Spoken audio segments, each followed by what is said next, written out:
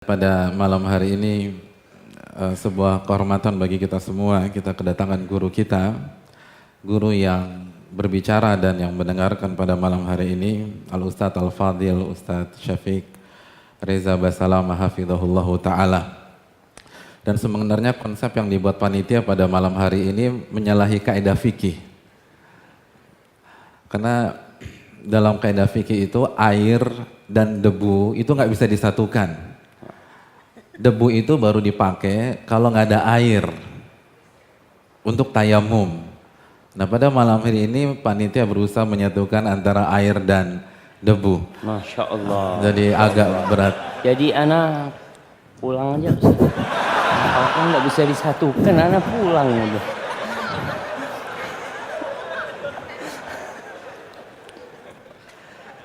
Masya Allah. Iya. Luar biasa ketawaduan beliau. Ini pelajaran dan antum harus catat semua. Dan ini nggak ada di bangku kuliah. A'udzu billahi minasy syaithanir rajim. Bismillahirrahmanirrahim.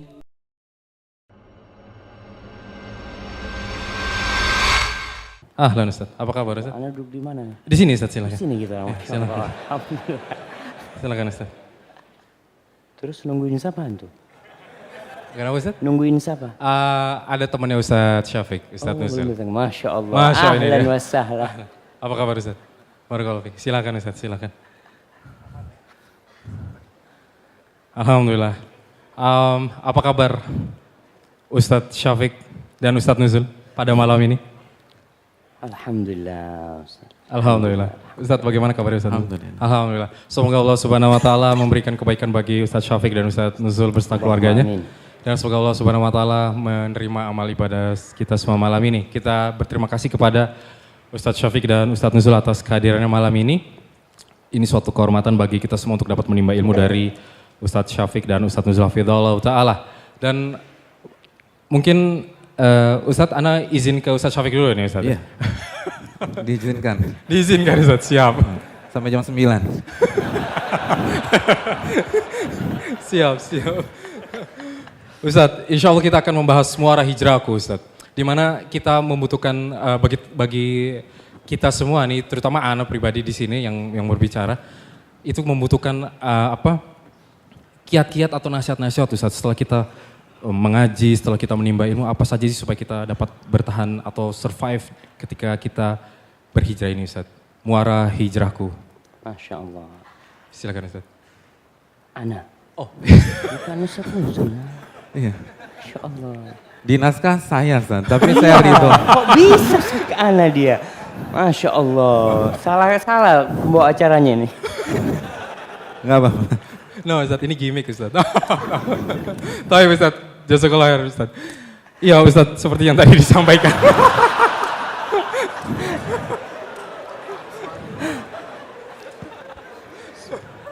Ini nggak ada dalam skrip ya? Gak ada Ustaz. Insya Allah kita akan membahas muara hijrahku Ustaz, di mana kita, teman-teman, Ana juga pribadi membutuhkan nasihat-nasihat dan mungkin catatan agar hijrah kita ini dapat langgeng dan istiqomah dengan izin Allah Subhanahu wa taala. Muara hijrahku.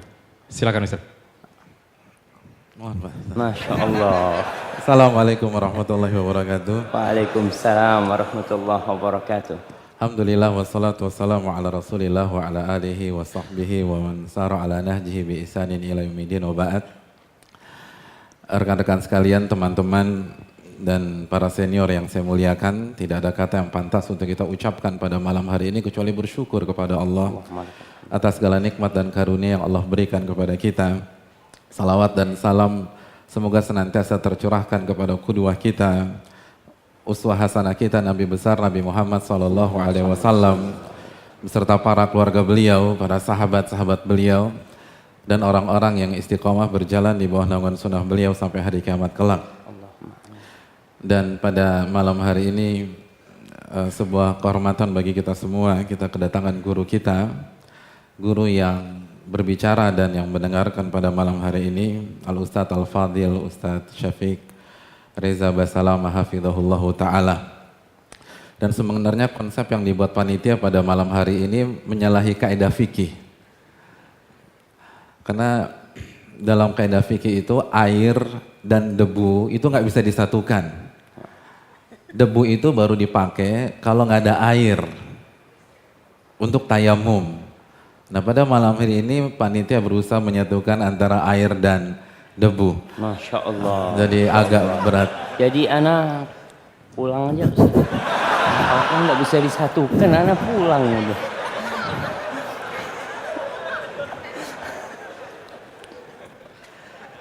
Masya Allah. Iya. Oh, luar biasa ketawaduan beliau. Ini pelajaran dan antum harus catat semua. Dan ini nggak ada di bangku kuliah.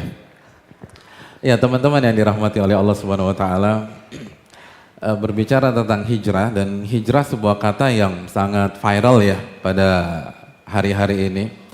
Dan ini sebuah kegembiraan bagi kita semua, kebahagiaan bagi orang-orang beriman ketika kata ini bisa jadi hashtag di sosmed, bisa dengan bangganya dielukan, bisa dengan prestisnya bersanding dengan kata-kata yang lain, baik di dunia real maupun di dunia maya. Tentu saja ini adalah taufik dari Allah Subhanahu wa taala, karunia darinya yang harus kita syukuri dan kita syukuri. Karena di antara kebahagiaan orang-orang beriman adalah ketika melihat saudaranya berhijrah kepada Allah Subhanahu wa taala. Ketika melihat teman-temannya kembali kepada Allah Jalla wa ala. Namun teman-teman yang dirahmati oleh Allah Subhanahu wa taala, kata ini kata yang sangat prestisius. Kata yang sangat prestisius. Bagaimana tidak prestis? Allah Subhanahu wa taala berfirman di dalam surat An-Nisa ayat 100, "Wa man yuhajir fi sabilillah yajid fil ardi muragaman katsiran wa sa'ah." Dan barang siapa yang berhijrah di jalan Allah, barang siapa yang berhijrah di jalan Allah, maka ia pasti akan mendapatkan solusi-solusi yang banyak dari hal-hal yang dia tinggalkan di permukaan bumi ini. Ketika dia keluar dari pekerjaannya, ketika dia tinggalkan hobinya yang mungkin haram itu, ketika dia mengatakan kata tidak untuk uang haram, ketika dia putuskan hubungan yang tidak diridhai oleh Allah Subhanahu wa taala, Allah janjikan muragaman katsira. Dia akan mendapatkan solusi yang sangat banyak. Banyak, katsira, bukan satu, bukan dua, bukan tiga, bukan empat, katsira. Wasa'ah, dan seluruh kelapangan. Kelapangan dalam masalah rizki, kelapangan dalam masalah iman, kelapangan untuk beribadah kepada Allah, kelapangan untuk sujud, kelapangan dalam berukhuwah Islamiyah, kelapangan dalam membangun rumah tangga, membangun keluarga sakinah, mawaddah, warahmah. Hidupnya akan diberkahi oleh Allah. Ini qala Allah, ini janji dari Allah Subhanahu wa taala.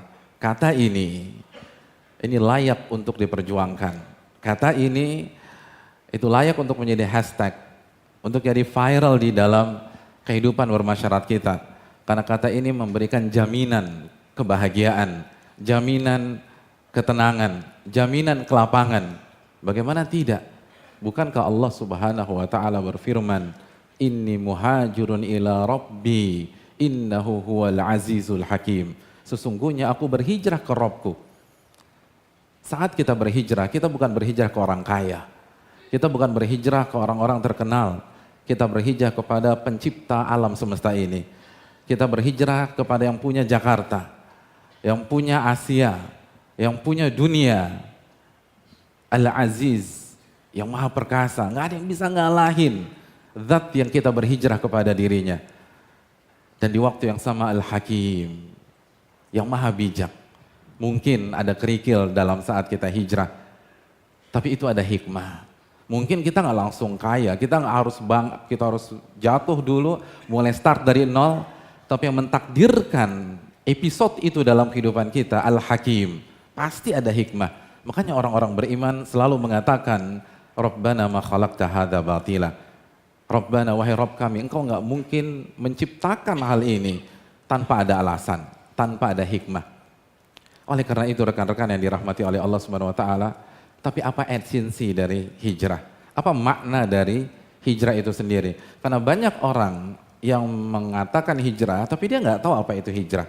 Banyak orang yang mengklaim dan merasa sudah berhijrah, namun ketika kita menggunakan kacamata syar'i, kacamata Al-Quranul Karim dan hadis-hadis Nabi SAW, ternyata dia belum berhijrah.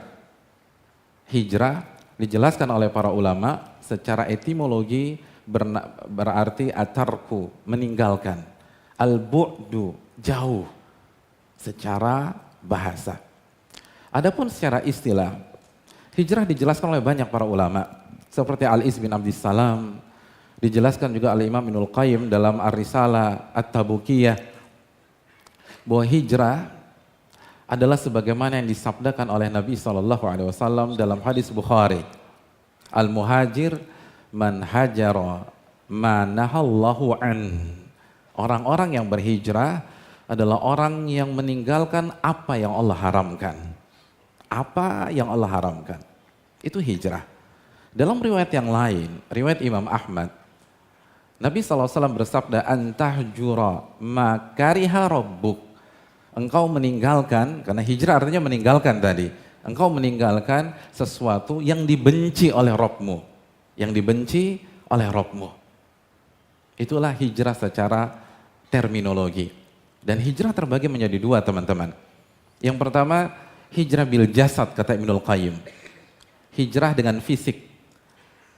Dan yang sampel yang paling gamblang di buku-buku sejarah, di buku-buku fikih adalah berhijrah dari sebuah tempat atau lingkungan di mana kita tidak bisa menampilkan agama kita ke tempat atau lingkungan di mana kita bisa menampilkan agama kita. Sebagian ulama fikih mengatakan berhijrah dari negara non-muslim ke negara muslim. Tapi walau ta'ala bisawab, dengan keterbatasan ilmu saya lebih menguatkan definisi yang pertama. Itu hijrah dengan fisik. Yang kedua, dan ini yang lebih penting kata Ibnul Qayyim. Ini inti dari hijrah. Al-hijratu bil qalbi.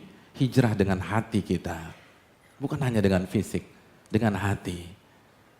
Hijrah pada saat kita bertawakal. Hijrah pada saat kita berharap. Awalnya kita berharap pada perusahaan kita, pada mertua kita yang kaya, pada perusahaan orang tua kita. Setelah kita berhijrah kepada Al-Ghani. Ya, kita bertawakal dan berharap kepada Al-Ghani yang maha kaya, Allah Subhanahu wa taala. Hijrah dengan hati. Dulu mungkin kita takut sama manusia. Tapi setelah berhijrah kita hanya takut yang mengekspos kehinaan kita, ketundukan kita. Kita hanya takut kepada Allah Subhanahu wa taala. Hijrah dengan hati. Dan ini penting. Kenapa demikian? Karena banyak teman-teman, dan ini sangat kita apresiasi. Kita udah senang. Sampai di tahap ini saja, kita udah senang banget sama mereka. Hanya saja, banyak yang berhenti sampai hijrah secara fisik. Banyak yang berhenti sampai pada titik hijrah dengan penampilan. Hijrah dengan kostum. Hijrah dengan janggut, hijrah dengan cingkrang misalnya, hijrah dengan hijab, lalu dia tidak lanjutkan ke anak tangga berikutnya. Makanya kalau kita, khususnya bagi para akhwat ya, bagi teman-teman sister side di belakang, kalau misalnya seorang wanita ditanya tentang proses hijrahnya, kira-kira mereka cerita tentang apa? Hijab, hijab, hijab, hijab. Itu bagus. Itu positif, tapi itu belum masuk ke dalam inti dari hijrah. Nabi SAW bersabda dalam hadis riwayat Imam Al-Baihaqi dalam Syu'abil Iman, la yastaqimu imanu 'abdin hatta yastaqima qalbuh. Seseorang enggak mungkin bisa istiqomah imannya sampai hatinya dulu istiqomah. Artinya, kalau kita hanya mengandalkan penampilan, kita hanya mengandalkan komunitas, kita hanya mengandalkan slogan-slogan di sosmed, tapi kita tidak melanjutkan bagaimana menata hati. Nabi yang mengatakan Anda nggak bakal bisa istiqomah, Anda nggak akan bisa survive, Anda nggak akan bisa bertahan. Karena hijrah tuh nggak mudah. Karena ketika kita mengklaim, mendeklar, memproklamirkan kita hijrah, kita berhadapan dengan surat Al-Ankabut ayat 2. Ahasiban nas an yutraku an yaqulu amanna wahum la yuftanun. Apakah manusia berpikir, berasumsi, mereka akan dibiarkan begitu saja memproklamirkan keimanan mereka, hijrah mereka, taubat mereka, dan mereka nggak diuji oleh Allah Subhanahu wa taala? Hanya orang-orang yang menata hatinya bisa melewati itu semua. Dan perlu kita camkan, hijrah dengan penampilan, hijrah dengan fisik adalah tingkatan yang paling bawah dalam Islam. Itu bagus, itu positif, tapi masih ada yang lebih tinggi. Makanya kita tahu surat Al-Hujurat ayat 14, bagaimana ada sebagian orang-orang Badui mengatakan kami beriman. Qalatil a'rabu amanna. Orang-orang Badui mengklaim kami telah beriman. Langsung dijawab oleh Allah. Qul lam tu'minu walakin qulu aslamna. Kalian tuh belum beriman. Kalian baru menjalankan Islam yang zohir saja. Ya penampilan, yang sebelumnya lo gua sekarang aneh ente, baru sampai situ. Yang dulu yang dulu klimis sekarang berjanggut, baru sampai situ. Makanya kelanjutannya apa? Walamma yadkhul imanu fi qulubikum, dan iman belum masuk ke dalam hati kalian. Belum masuk ke dalam hati, belum. Ini baru tingkatan Islam, artinya amalan-amalan zahir itu positif, tapi itu masih grade di bawah. Masih ada grade yang berikutnya. Jadi sangat lucu sekali, ada orang sombong dengan hijabnya. Mbak, itu Anda baru grade paling bawah, apa yang mau disombongkan? Ada yang sombong dengan jenggotnya, dengan cingkrangnya. Apa yang mau sekali lagi nggak pantas, itu bagus, tapi Anda baru di grade yang paling bawah. Anda belum naik, Allah yang mengatakan iman belum masuk ke dalam hati kalian. Makanya kan ketika Allah berbicara tentang libas, tentang pakaian, tentang hijab, dalam surat Al-A'raf ayat 26, apa kata Allah Subhanahu wa taala? Allah mengatakan, ya bani Adam, qad anzalna alaikum libasa yuwari sawatikum warisha. Wahai anak-anak Adam, kami telah turunkan pakaian kepada kalian untuk menutup aurat kalian. Betul, hijab, pakaian, itu menutup aurat. Warisha, dan sekaligus sebagai perhiasan yang mubah untuk kalian. Tapi apa kelanjutan ayat tersebut? Walibasu taqwa dzalika khair. Dan pakaian ketakwaan bukan merek takwa, pakaian ketakwaan itu yang terbaik. Dan Nabi bersabda dalam hadis Muslim, at-taqwa hahuna, at-taqwa hahuna, at-taqwa hahuna. Takwa tuh di sini, di hati. Takwa tuh di sini, di hati. Takwa tuh di sini, di hati. Ini inti dari hijrah. Oh berarti yang penting hati dong Pak Ustadz. Bro lo sholat yuk, nggak, yang penting kan hati gue baik. Daripada lo, hadirin yang dirahmati oleh Allah, keliru. Kalau kita katakan hati, maka kaitkan dengan hadis Bukhari. Nabi SAW bersabda, ala inna fil jasadi mudghah. Ketahuilah, di dalam sebuah jasad ada segumpal daging. Idza soluhat, jika daging itu baik, maka baliklah seluruh jasad, kepala baik, mata baik, telinga baik, lisan baik, tangan baik, kaki baik. Wa idza fasadat fasadal jasadu kullu. Dan kalau segumpal daging itu buruk, maka buruklah semuanya. Mata ngelihat yang nggak benar, lisan gibah, fitnah, caci maki, jempol buat hoax dan seterusnya. Ala wahyal qalbu. Dan segumpal daging itu adalah hati. Jadi kalau hati baik, semuanya baik. Dia akan berhijab, dia akan berpenampilan syar'i dan nggak berhenti sampai di situ saja. Tapi kalau kita hanya fokus kepada fisik, fokus hanya penampilan, stuck. Orang munafik juga fokus pada masalah fisik. Munafiqat juga punya penampilan yang sama. Apa bedanya kita dengan mereka? Oleh karena ini yang perlu kita camkan. Oleh karena itu para ulama mengatakan, Ibnul Qayyim dalam Risalah Tabukiyah, beliau mengatakan hijrah dengan hati adalah pada saat kita meninggalkan hal-hal yang Allah benci dan kita juga benci. Karena orang beriman, orang berhijab membenci apa yang dibenci oleh Allah Subhanahu wa taala, menuju hal-hal yang Allah cintai dan juga kita cintai. Kita tinggalkan sesuatu yang kita benci, karena Allah benci itu.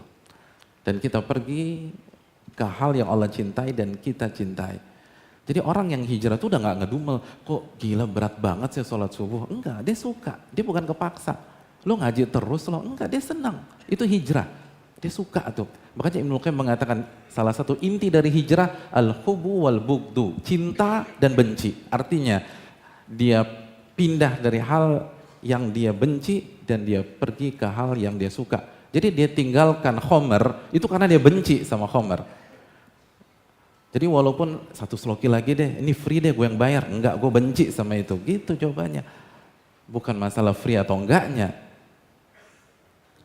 Jadi ketika diajak kenalan sama cewek yang bukan mahramnya, dia benci tuh. Bukan benci sama ceweknya ya, tapi benci ini hubungannya nggak bener nih, gue nggak mau. Gue nggak mau, gue kenalin deh. Gue buatin candlelight dinner, gue IO-nya, enggak, gue benci sama ini. Jadi itu orang hijrah. Inti dari hijrah itu cinta dan benci. Itu Van. Yes, Ustaz, mohon maaf kebanyakan Van ya. Udah selesai kayaknya. Udah selesai kajian. Udah selesai kajian. Barakallahu fikum. Barakallahu fiik Ustaz. Terima kasih Ustaz atas penjelasan. Tadi ada yang menarik Ustaz. Kita harus paham tentang apa yang Allah cintai dan apa yang Allah benci Ustaz. Lalu bagaimana sih kita Ustaz untuk mendeteksi kedua hal itu atau mengetahui caranya untuk mengetahui apa yang Allah senangi dan apa yang Allah benci Ustaz Nuzul? Van, lihat ke kanan Van, jangan lihat ke kiri terus. Udah selesai kan. Oke. Di skrip itu Ustaz Syafiq. Masya Allah. Masya Allah. Jadi begini Ustaz Syafiq.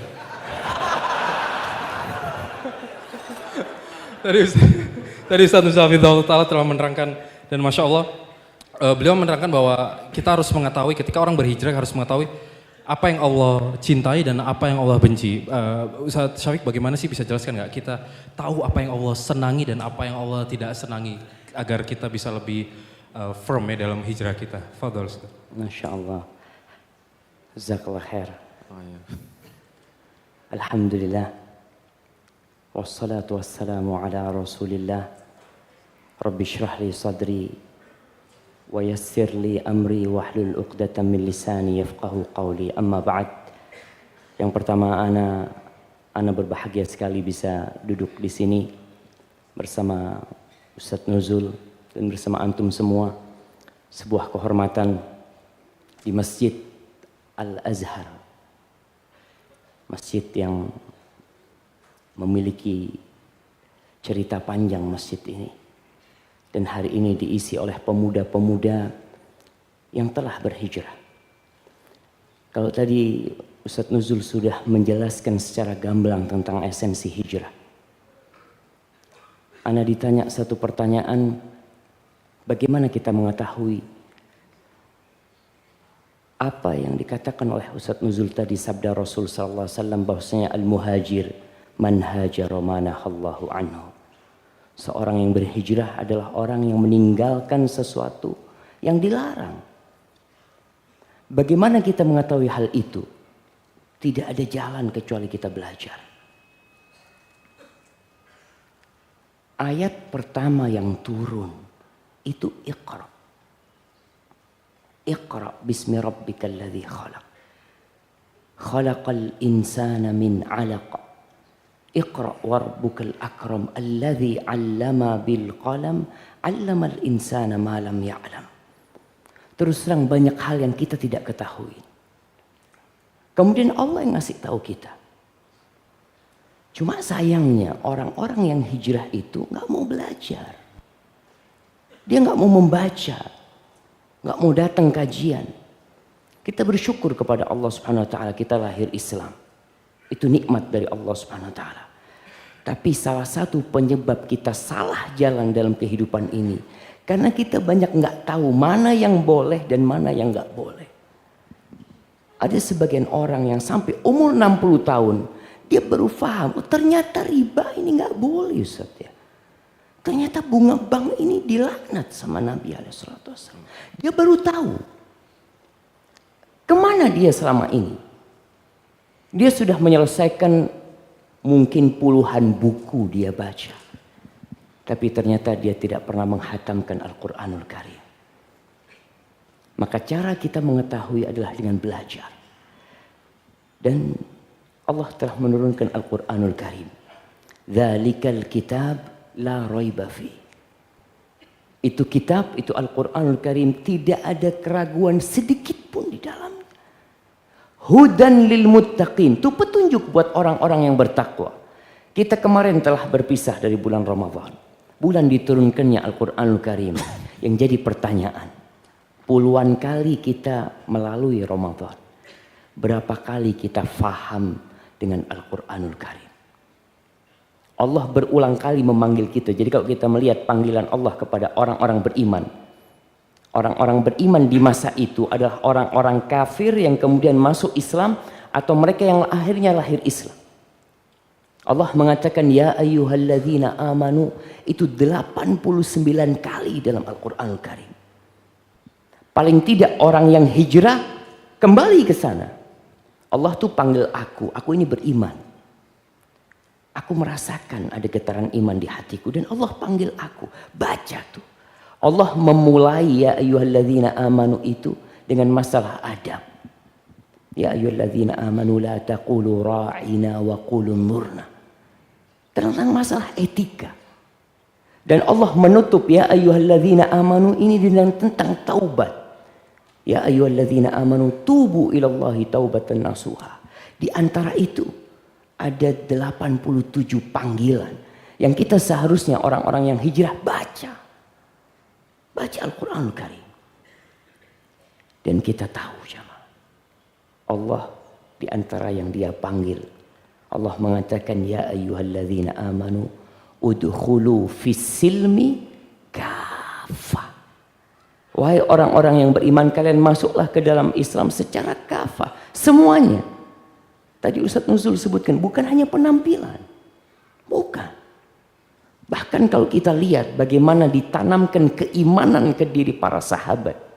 Ketika mereka hijrah dari meninggalkan segala kemungkaran, itu iman ditanam. Dan keimanan terpenting adalah keimanan kepada Allah dan hari akhir.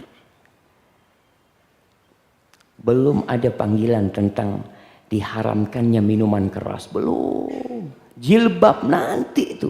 Ketika sudah sampai Madinah, ketika mereka sudah hijrah dengan fisiknya ke Madinah, baru turun tuh ayat-ayat tentang jilbab, tentang minuman keras. Sebelum itu mereka masih minum minuman keras. Wanita-wanita masih terbuka. Tapi yang dipupuk oleh Nabi SAW adalah hati jemaah, tempat segala kebaikan. Maka kita harus belajar, datang ke kajian, dan kita melihat sangat memprihatinkan sekali pendidikan di negeri kita. Agama itu nomor berapa? Agama itu tidak diujikan nasional. Tidak. Sehingga ada orang-orang yang jadi profesor, yang mungkin dia sudah orang hebat, tapi dia tidak pernah menghatamkan Al-Quranul Karim. Sehingga dia tahu mana yang Allah benci dan mana yang Allah sukai. Dia nggak paham. Masuk masjid, kadang-kadang kita melihat masuk masjid langsung duduk. Subhanallah, ini rumah Allah mas. Kau mau masuk rumahnya orang aja izin. Emangnya kenapa? Ini kan wakaf punya Allah SWT. Iya. Nabi SAW mengatakan, idza dakhala ahadukumul masjid. Apabila salah seorang masuk masjid, fala yaq'ud hatta yarka' rak'atain. Nggak boleh duduk. Fala yajlis, nggak boleh duduk sampai dia sholat 2 rakaat. Ini seperti ini ilmu yang kadang-kala orang nggak paham. Maka kita dituntut bagi orang-orang yang mau hijrah, yang mau menuju Allah. Itu harus paham apa yang Allah ingin dengan belajar. Dalam sebuah hadis qudsi, Allah berfirman, "Wa ma taqarraba ilayya 'abdi bi syai'in ahabba ilayya mimma aftaradtuhu alaih."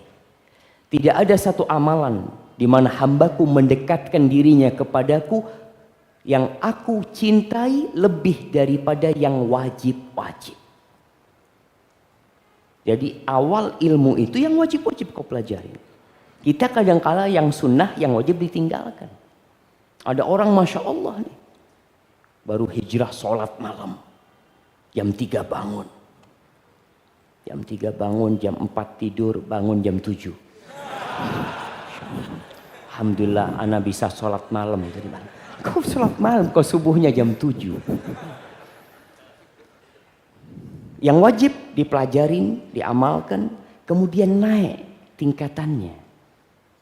Kata Allah Jalla Jalaluh, "Wa ma yazalu 'abdi yataqarrabu ilayya bin nawafil hatta uhibbah."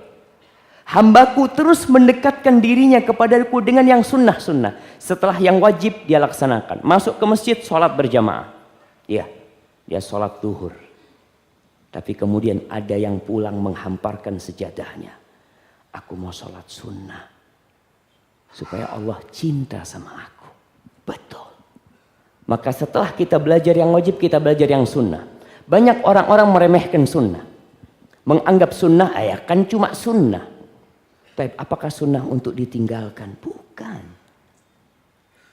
Yang ditinggalkan itu yang dilarang. Sunnah ini diamalkan, bahkan di situ ada cinta Allah Jalla Jalaluhu. Maka kau pelajarin yang sunnah-sunnah. Ketika kau mengamalkan yang sunnah dan Allah cinta sama kau, Allah akan panggil Jibril. Bayangkan jamaah, kita ini hijrah menuju Allah. Kemudian kita naik ke tingkatan dicintain Allah. Allah akan memanggil Jibril. Nada Jibril.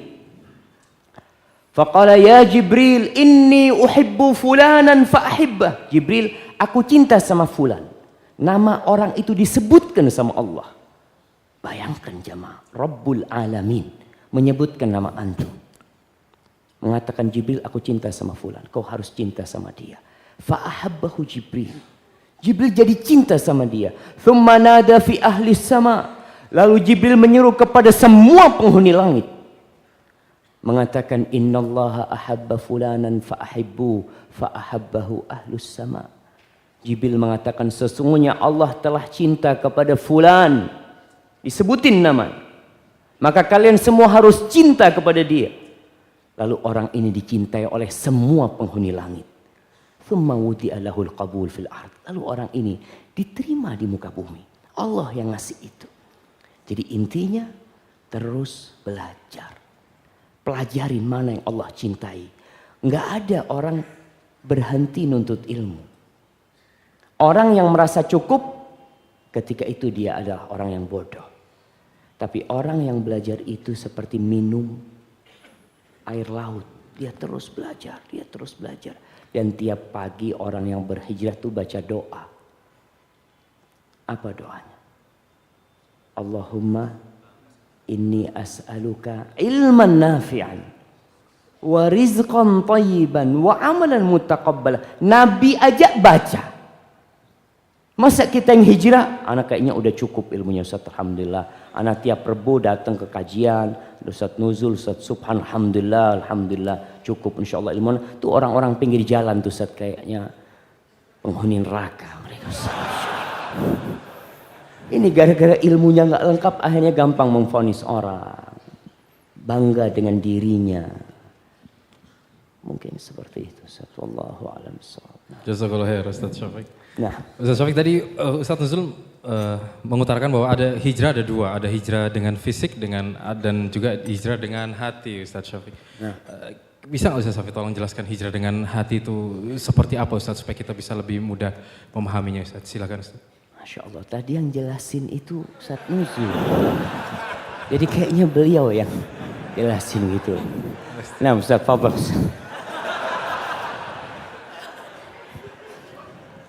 Silakan Ustaz.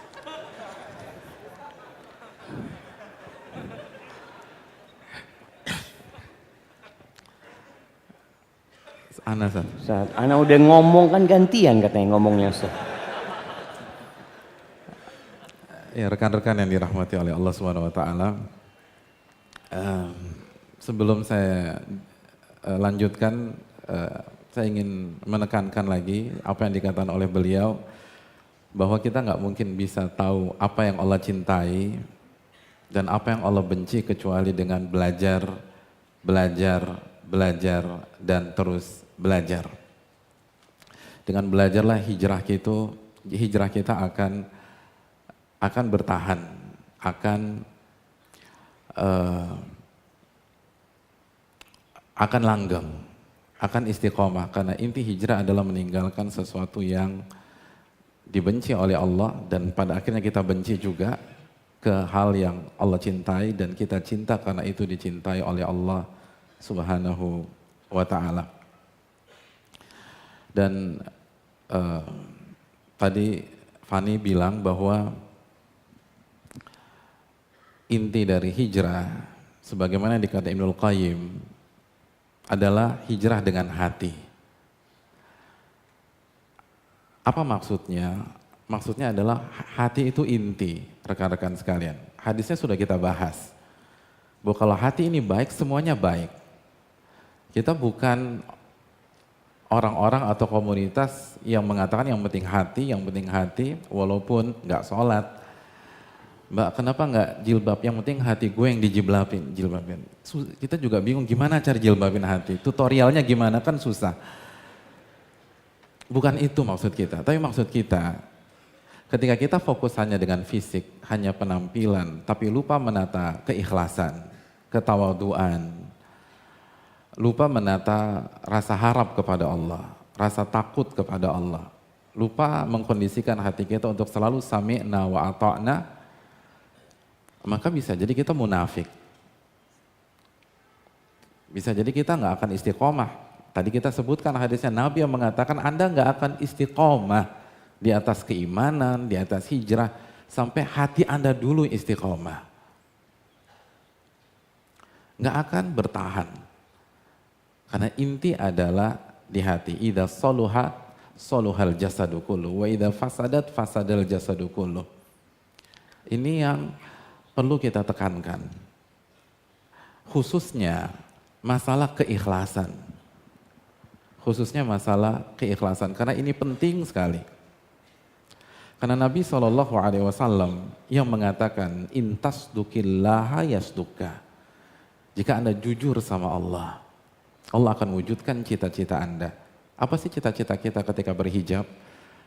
Ketika meninggalkan hal yang haram, ketika meninggalkan praktek-praktek kesyirikan, ketika kita buang jimat kita misalnya. Kalau kita jujur, itu kita lakukan karena Allah, maka Allah akan wujudkan cita-cita kita. Hadits ini rekan-rekan, itu ada kronologinya. Ada seseorang setelah peperangan, saat harta rampasan perang atau ghanimah dibagi-bagikan, begitu sampai di gilirannya dia tolak. Padahal yang lain ngambil dan kita tahu ghanimah itu halal. Bahkan ada surat yang bernama Al-Ghanimah atau Al-An'am. Al-Anfal, mohon maaf. Al-Anfal. Al-Anfal artinya ghanimah. Tapi begitu dia dikasih, dia nggak mau. Lalu dia bilang, bukan untuk ini aku berjihad bersama engkau, wahai Rasul. Terus Anda jihad buat apa? Beliau bilang, saya berjihad agar senjata musuh menembus leher saya bagian depan sampai ke belakang. Apa respon Nabi SAW? Intasdukillaha yasduka. Jika Anda jujur sama Allah, Allah akan wujudkan cita-cita Anda. Kejadian tuh, kalau jujur. Tapi kalau untuk pencitraan, untuk pamer, mentang-mentang depan saya, nggak akan kesampaian. Akhirnya setelah beberapa waktu ada peperangan lagi. Setelah berakhirnya peperangan, ada beberapa sahabat yang memanggul jenazah dalam kondisi senjata musuh masuk dari lehernya dan tembus ke belakang. Begitu dihadapkan di hadapan Nabi SAW, Nabi terkejut dan Nabi bertanya, ahu, ini orang yang dulu ngomong kemarin ya? Kata para sahabat, iya ya Rasul. Lalu kata Nabi SAW, sadaqallah fasadaqah. Dia telah jujur dan ikhlas kepada Allah. Waktu dia ucapkan itu benar tuh. Allah wujudkan cita-cita dia, mati syahid dengan gambaran yang dia inginkan tersebut. Jadi kalau kita jujur dalam berhijab, dalam berhijrah, dalam meninggalkan yang haram, dalam datang ke masjid, kita akan istiqomah, kita akan langgeng. Separah apapun ujiannya, sedahsyat apapun musibahnya. Hadirin, masih segar dalam ingatan kita bagaimana kisah Nabi Yusuf. Khususnya surat Yusuf ayat 24. ketika Nabi Yusuf terpojok secara fisik maupun secara psikis. Allah berfirman menceritakan tentang kejadian pada detik tersebut, walaqad hammat bihi wa hamma biha. Mereka tinggal satu lawan satu bersama istri Al-Aziz. Dan wanita itu menginginkan Nabi Yusuf. Wa hamma biha, dan secara naluri kelaki-lakian Nabi Yusuf juga suka sama dia. Subhanallah. Bayangkan istri pejabat, cantik, kaya, semua punya fasilitas. Dan yang terpenting, dia menginginkan Nabi Yusuf. Coba antum bayangkan, antum berhadapan dengan wanita cantik, kaya, luar biasa. Gimana kondisi antum?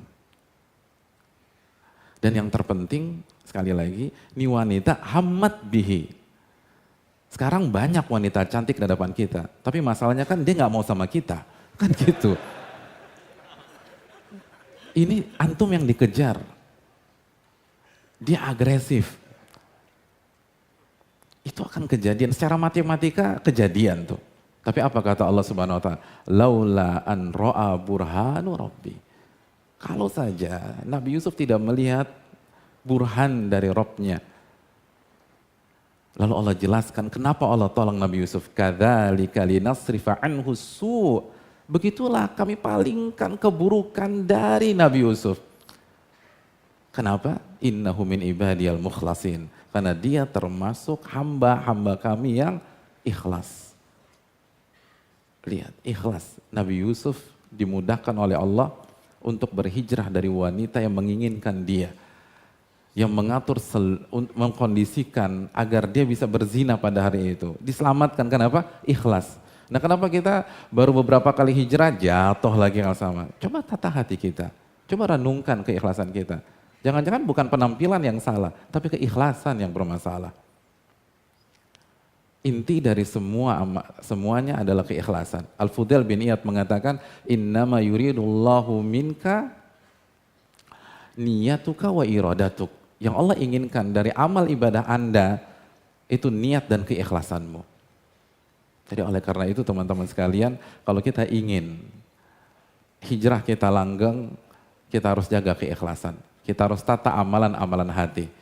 Jangan hanya berhenti di hijrah secara fisik saja. Belajar, dan terus belajar. Sebagaimana yang dikatakan oleh Ustadz kita Al-Fadil, Ustadz Syafiq Hafizahullah Ta'ala. Dan sekali lagi belajar. Ada salah satu fenomena yang terjadi di dunia. Orang-orang yang berhijrah itu gampang memvonis orang. Gampang membantah, gampang memberikan catatan, gampang copy paste artikel lalu ditembakkan ke saudaranya. Dan ini perlu kita renungkan. Ada salah satu murid dari Al-Imam Muhammad bin Shalih Al-Utsaimin mengatakan, kata beliau, saya bingung sama orang awam, kok gampang memvonis, gampang mengkritik, gampang menyerang. Karena memvonis, mengkritik, membantah, itu tugasnya mujtahid, bukan tugas orang awam, bukan tugas muqallid. Bukan tugas orang yang baru hijrah 1, 2, 3 bulan atau 1, 2, 3 tahun kemarin. Itu bukan tugas dia. Tugas dia belajar fas'alu ala dzikri in kuntum la ta'lamun, lalu amalkan dalam kehidupan dia. Baru setelah itu dia berpikir hal yang lebih luas lagi. Oleh karena itu sekali lagi, dan PR masalah amalan hati itu berat. Hadirin yang dirahmati oleh Allah SWT. Kalau malam ini kita membahas tentang wudu, insya Allah pas Qiyamul Lail nanti antum sudah bisa wudhu dengan benar. Tapi kalau malam ini kita bahas tentang kehusyuan, nanti Qiyamul Lail bisa khusyuk 100%? Belum tentu. Subuh? Belum tentu. Zuhur? Belum tentu. Asar? Belum tentu. Maghrib mungkin 2025 baru mungkin bisa khusyuk. Karena sebagian para ulama salaf mengatakan saya latihan khusyuk 20 tahun. Itulah masalah, itu masalah amalan hati. Amalan hati itu berat. Maka jangan berpikir begitu kita meninggalkan masalah sudah selesai. Ada yang harus kita tata. Yaitu inti dari hijrah, yaitu amalan hati. Allah ta'ala bisa mungkin itu.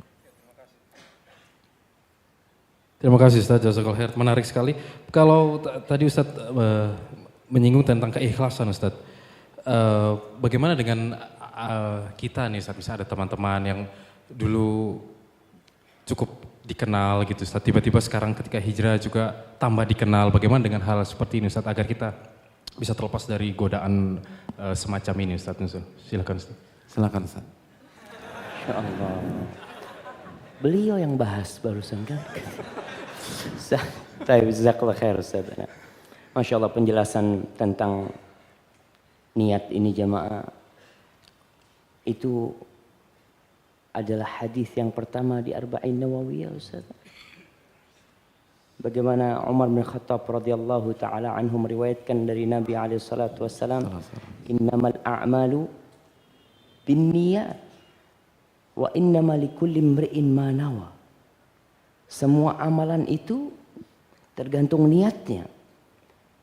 Dan semua orang akan mendapatkan apa yang dia niatkan. Kayak sekarang nih kita datang kajian nih, niatnya ngapain? Ada yang niatnya hanya memperamai. Ana lihat kayaknya banyak kosong gitu, ana mau datang lah supaya kelihatan rame gitu kan. Ya udah, kau datang malah bikin rame di sini. Dan Rasul sallallahu alaihi wasallam memisalkan dengan masalah hijrah. Beliau mengatakan faman kanat hijratuhu ilallahi wa rasulihi fa hijratuhu ilallahi wa rasulih. Barang siapa yang hijrahnya itu menuju Allah dan Rasulnya. Artinya dia berangkat, aku memang menuju kepada Allah dan Rasulnya. Apa yang Allah inginkan dari aku akan lakukan. Apa yang Nabi SAW inginkan dari aku akan kerjakan. Fahijratuhu ilallahi wa rasulih. Maka hijrah itu hijrah yang sangat mulia. Karena hijrah itu menuju sang pencipta dan utusan Allah yang paling mulia di muka bumi ini. Tapi faman kanat hijratuhu lidunya yusibuha aw imra'atin yankihuha fahijratuhu ila ma hajara ilaih. Tapi kalau niat hijrahnya itu untuk dunia, dia memang niat hijrah kok kayaknya lebih nyaman ya secara finansial.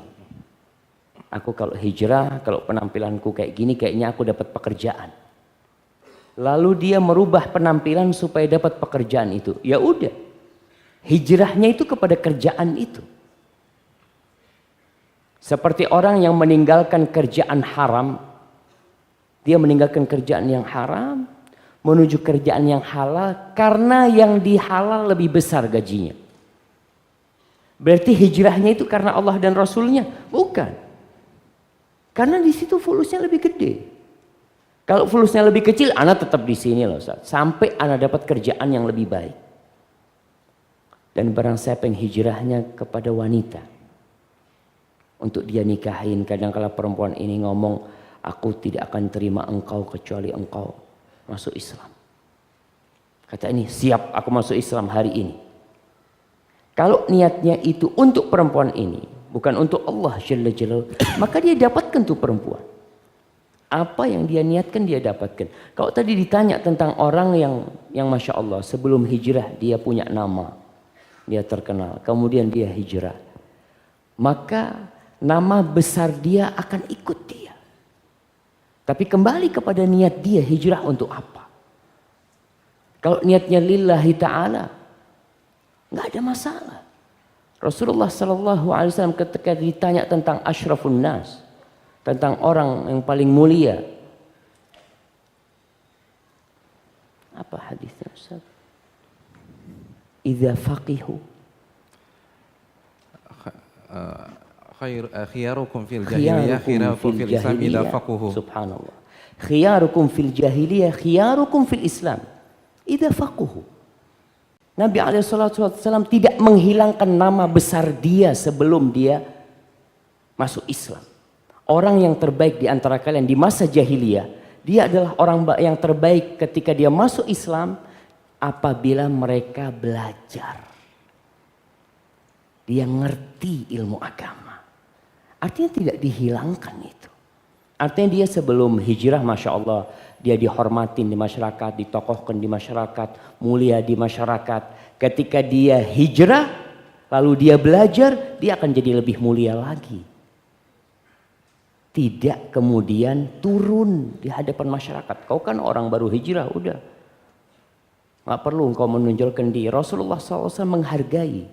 Ingat dengan sahabat Nabi yang namanya Jarir bin Abdullah Al-Bajali. Jarir bin Abdullah Al-Bajali ini ketika dia lagi datang hijrah menuju Nabi SAW dengan kaumnya. Itu Nabi lagi di Masjid Nabawi. Beliau mengatakan kepada para sahabatnya, "Yadkhulu min hadzal bab rajulun alaihi mashatu malak." Akan masuk dari pintu ini seorang lelaki yang di wajahnya ada usapan malaikat. Dari tampannya. Akhirnya para sahabat nungguin.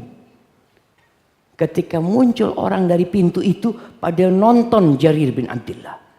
Jarir masuk masjid, kagok dia. Gimana kata dia. Lalu dia duduk. Dalam riwayat dihamparkan surbannya Nabi SAW buat Jarir bin Abdullah. Beliau mengatakan, "Idza atakum karimu qaumin fa'akrimu." Apabila datang kepada kalian orang yang terhormat di kaumnya, kalian hormatin dia. Kalian hargain dia. Jarir duduk, dia tanya, "Apa Nabi mengatakan sesuatu tentang aku?" Ini baru datang nih ke Madinah. Iya. Nabi SAW mengatakan kalau akan masuk dari pintu ini orang yang di wajahnya ada usapan malaikat. Tampan sampai Umar bin Khattab mengatakan tentang Jarir, "Yusufu hadhil ummah." Yusufnya umat ini Jarir bin Abdullah Al-Bajali. Tadi dikatakan jadi kalau orang yang hijrah, nama besar dia tidak hilang. Asalkan tadi niatnya tetap lillahi ta'ala. Bukan dia ingin menunjukkan eksistensi dirinya. Dia ingin terkenal dengan hijrah dia. Dia ingin terpandang dengan hijrah dia. Subhanallah jemaah. Ketahuilah bahwa korek api neraka itu bukan perampok. Korek api neraka itu bukan pelacur. Bukan pezina. Tapi korek api neraka itulah orang-orang baik. Tapi niatnya salah. Rasulullah sallallahu alaihi wasallam mengatakan, "Awwalu man tusa'ar bihin nar yaumal qiyamah thalath." Ada 3 kelompok manusia yang akan menjadi korek api neraka. Neraka itu disulut dengan mereka. Disebutkan dalam riwayat, yang pertama alimun wa qari'ul Qur'an. Orang yang alim, ustaz, yang jadi koreknya api neraka. Wa qari'ul Qur'an, orang yang pandai membaca Al-Quran, imam. Fa utiya bih, didatangkan nih orang. Fa'arrafahu alaihi ni'amahu fa'arafaha. Allah tunjukkan nikmat-nikmat yang sudah Allah berikan kepada dia. Lalu Allah, dia mengaku, "Iya Allah, itu semua nikmat kau berikan kepada aku." Nggak ada yang bisa mendustakan nikmat Allah. Lalu Allah bertanya satu pertanyaan. Madza amilta biha? Itu nikmat yang aku berikan kepadamu, fasilitas yang aku berikan kepadamu, kau gunakan untuk apa? Orang ini mengatakan, "Ta'allamtu fik wa 'allamtun nas wa qara'tu fikal Qur'an." Ya Allah, dengan semua fasilitas, dengan segala nikmat yang kau anugerahkan kepadaku, aku belajar. Tadi itu kita belajar tentang hijrah. Orang yang hijrah dia belajar. Aku belajar untuk mengharapkan ridhamu. Lalu aku berdakwah, aku menyampaikan itu kepada manusia. Dan aku membaca Al-Quran untukmu ya Allah. Lillahi ta'ala. Kalau orang itu berkata kepada saya, "Ustaz, ana hijrah lillahi ta'ala Ustaz. Ana belajar lillahi ta'ala, ana datang kajian karena Allah." Ana akan katakan barakallahu fiik. Tapi bagaimana tatkala seorang berbincang dengan pencipta langit dan bumi dan dia alimun bidzatis sudur. Dia tahu dengan semua yang ada dalam hati kita. Allah mengatakan kepada orang ini, "Kadzabta, bohong kau. Bohong kau. Innama ta'allamta liyuqala alim wa qara'ta liyuqala qari wa qad qil." Kau belajar Kau menuntut ilmu, kau datang ke masjid, engkau hanya berharap dapat sebutan orang yang alim. Dan engkau membaca Al-Quran supaya dapat sebutan orang, Masya Allah fulan bacaannya bagus. Fulan kalau jadi imam makmumnya menangis. Waqad qil. Dan itu sudah kau dapatkan di dunia. Dan itu yang kau cari selama ini. Thumma umira bihi fasuhiba ala wajhihi thumma turiha finnar. Na'udzubillah minan nar. Ini orang yang soleh di dunia jemaah. Orang yang alim, yang pandai membaca Al-Quranul Karim. Itu diseret di wajahnya kemudian dilemparkan ke dalam api neraka. Na'udzubillah minan nar. Gara-gara salah niat. Jadi siapapun yang hijrah, maka tolong niatnya dijaga. Dan jangan sampai ada niat. Masya Allah. Kayaknya anak suruh berhenti Ustaz. Yang sabotase mungkin. Mati nih. Allahu Akbar. Iya. Jadi orang yang punya nama jamaah, reputasi atau popularitas itu berat. Antum bagaimana tatkala biasa disapa sama orang. Assalamualaikum mas. Tahu-tahu antum jalan nggak ada yang nyapa antum. Ketika antum duduk sama orang itu gara-gara antum hijrah, jadi nggak tahu sama antum. Lalu dia tanya, Assalamualaikum. Waalaikumsalam. Siapa kata dia? Loh, nggak kenal sama ana ente kata dia. Ana yang biasa masuk TV itu. Ana lagi hijrah sekarang, Masya Allah. Cuma nggak perlu kayak gitu. Wallahi berat memang. Maka kembali niat nuzul. Barakallah. Insyaallah barakallah. Ya jazakallah khair Ustaz. Tadi Ustaz Syafiq di belakang nih menarik Ustaz. Niat Ustaz ya. Tapi kadang nih kita nih teman-teman sudah berusaha meluruskan niat Ustaz. Melakukan apa yang memang dijadikan tips-tips agar hijrah kita nih baik. Tapi sometimes itu futur datang Ustaz. Kalau dulu tuh kita pertama-tama hijrah tuh ada teman cerita ketika dia dengar murotal itu dia bisa nangis dia. Ketika dia waktu selesai sholat zuhur dia justru nunggu kapan ya sholat asar datang gitu. Tapi sekarang itu hal-hal kayak gitu tuh sulit didapat Ustaz. Ada nasihat untuk hal ini Ustaz sebelum kita masuk tanya jawab? Insya Allah. Anak baru ngomong. Beliau lah istirahat. Fadhal Ustaz. Jazakallah khair.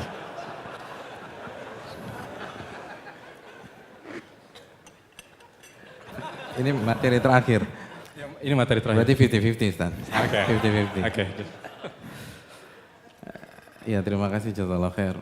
Nabi SAW sudah menjelaskan tentang masalah ini teman-teman sekalian bahwa amalan itu ada masa-masa semangatnya.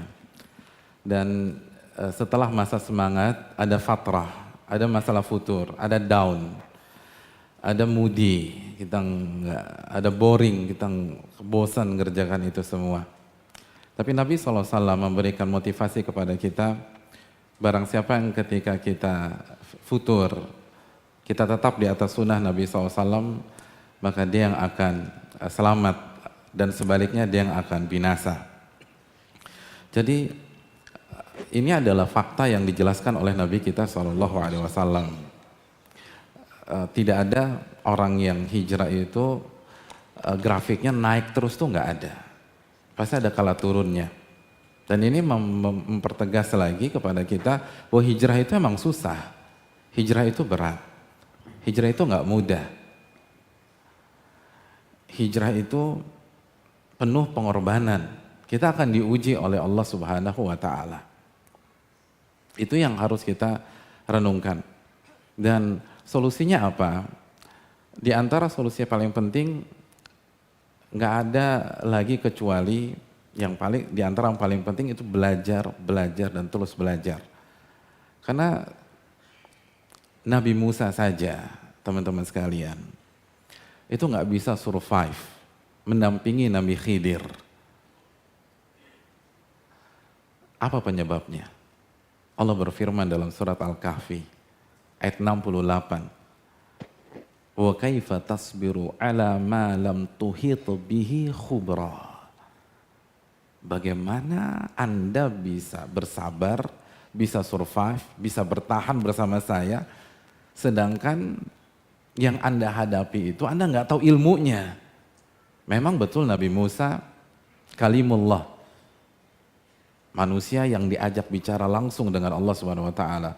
Beliau satu dari 5 rasul terbalik, ulul azmi minar rusul. Tetapi apa yang dialami Nabi Khidir itu 180 derajat beda dengan syariatnya, beda dengan ilmunya. Dalam syariat beliau itu kita nggak boleh ngerusak barang orang. Tiba-tiba dia lihat di hadapannya Nabi Khidir melobangi bahtera lalu tenggelamlah kapal itu. Ya shock lah, ini beda nih, saya nggak pernah dapat ilmu kayak gini. Di dalam syariatnya nggak boleh bunuh orang. Tiba-tiba Nabi Khidir membunuh seorang anak. Karena memang syariat Nabi Khidir berbeda dengan Nabi Musa. Tapi benang merahnya apa sih teman-teman? Al-ibrah bi umumil lafaz. Salah satu kaidah tafsir, parameternya keumuman redaksi ayat itu. Allah menjelaskan kepada kita, Anda nggak akan bisa bertahan kalau Anda nggak tahu ilmunya. Anda nggak akan bisa. Anda nggak akan bisa bertahan hijrah. Anda nggak akan bisa bertahan di atas sunnah Nabi, nggak akan bisa bertahan di atas tauhid, nggak akan bisa bertahan dalam istiqomah kalau Anda nggak tahu ilmunya. Ya kan simpel aja deh. Kenapa seseorang yang sakit itu bisa bertahan sabar, padahal mungkin kanker stadium 4, lalu gagal ginjal, karena dia tahu ilmunya. Bahwa setiap penyakit itu, penyakit seorang mukmin menghancurkan dan menghilangkan dosa-dosanya sebagaimana api menghancurkan karat dari besi. Yang membuat dia bertahan adalah ilmu tentang hakikat musibah yang dia hadapi. Kenapa orang sabar ketika dibully? Kenapa para ulama salaf senang ketika dibully? Orang pada saat ini bunuh diri, bayangkan bunuh diri ketika dibully, para ulama dulu gembira sekali. Dalam riwayat kata marhaban, selamat datang orang yang membuli saya. Sebagian lagi kasih sepiring kurma, karena mereka tahu hadis muflis. Mereka udah baca tuh hadis tentang orang yang bangkrut pada hari kiamat. Dia sudah mengkaji Sahih Muslim misalnya, bahwa orang yang mendolimi saudaranya, orang yang menghancurkan kehormatan saudaranya itu sama saja mentransfer pahala kepada dia, dan kalau stok pahalanya sudah habis, dia akan mendapatkan dosa-dosa dari korbannya tersebut. Itu yang membuat kita bertahan. Ketika kita dibully, dihancurkan orang, ilmu. Wa kaifa tasbiru ala ma lam tuhit bihi khubra. Bagaimana Anda wahai Musa, bukan Udin, bukan Asep, bukan Ucup, Musa. Bagaimana engkau wahai Musa bisa bertahan sedangkan Anda menghadapi sesuatu yang Anda nggak tahu ilmunya. Dan alhamdulillah memang beda ujian kita dengan Nabi Musa. Nabi Musa diuji dengan dihadirkan sosok yang syariatnya beda. Sedangkan kita semua lengkap berada dalam syariat Nabi kita SAW. Nggak mungkin, kalau Nabi Musa nggak bisa bertahan bersama Khidir karena nggak tahu ilmunya, nggak mungkin kita bisa bertahan dengan kondisi penuh fitnah dunia seperti ini. Penuh fitnah harta, fitnah wanita, fitnah popularitas, fitnah kesyirikan, kalau kita nggak tahu ilmunya. Jadi untuk menjaga rasa futur dan seterusnya, ilmu, dan ilmu. Itu poin terpenting yang perlu kita camkan dan terus kita camkan. Jangan bermimpi bisa survive kalau kita hanya eksis di sosmed, kita hanya eksis berbicara, kita hanya eksis buat grup, tapi kita nggak duduk di majelis ilmu lalu baca buku-buku para ulama, lalu menghatamkan tafsir dalam surat-surat pendek dalam juz 30. Lalu kita berusaha menghatamkan Arba'in Nawawiyah, kita berusaha mengkaji Riyadus Shalihin dan buku-buku para ulama yang lain. Itulah kunci dari keistiqomahan dan kunci dari hijrah. Mungkin itu 50% dari saya dan 50%-nya lagi dari Ustaz Fadil, Ustaz Syafiq. Ya, syukran Ustaz, jazakallah khair. Silakan Ustaz Syafiq. Barakallahu fikum Ustazana. Jamaah rahimakumullah. Ingat, yang menjadi tolak ukur itu adalah tatkala kita mati. Jadi proses kalau tadi orang itu futur, tapi kemudian dia balik lagi, iman itu naik turun. Tapi yang menjadi tolak ukur orang baik atau tidak itu ketika dia mati. Makanya Allah Jalla Jalaluhu mengatakan, ya ayyuhalladzina amanu taqullaha haqqa tuqatih Wala tamutunna illa wa antum muslimun. Jangan mati kecuali kalian dalam kondisi Islam. Ada orang-orang yang Masya Allah, yang kita lihat dalam kehidupan ini nggak baik. Tapi di akhir hayatnya, dia berangkat umroh dan tidak pernah balik ke Indonesia lagi. Kita kena, ya Allah, Masya Allah. Kita ini yang masih hidup nggak tahu jamaah. Bagaimana kelak kita akan mati.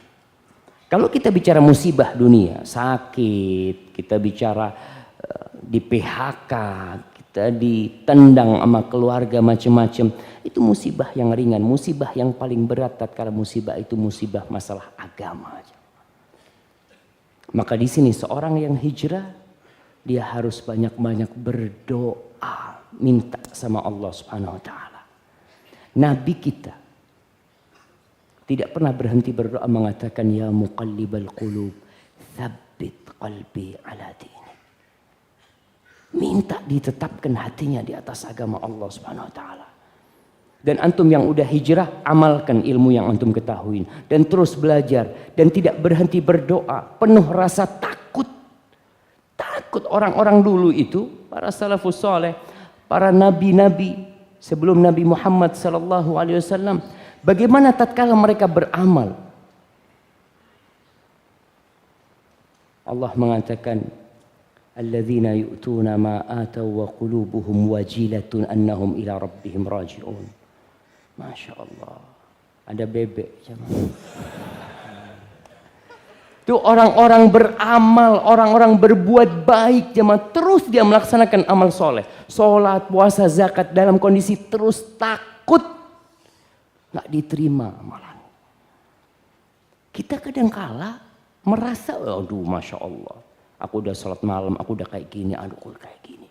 Jangan kau terus merasa takut. Dan di sini pengaruh ilmu. Innama yakhshallah min ibadihil ulama. Semakin antum berilmu, semakin antum takut sama Allah SWT. Maka dengan terus berdoa, memohon kepada Allah Subhanahu wa taala, berkaca, bercermin kepada orang-orang terdahulu. Antum bagaimana kalau diuji seperti Masyitatu binti Fir'aun, tukang sisirnya purtinya Fir'aun. Kira-kira sabar antum. Kalau antum diuji seperti istrinya Fir'aun, diuji seperti Bilal bin Rabah, seperti Sumayyah, seperti Khabbab bin Ard, seperti sahabat Allah. Kita nggak tahu. Maka di sini terus berdoa dan minta afiat.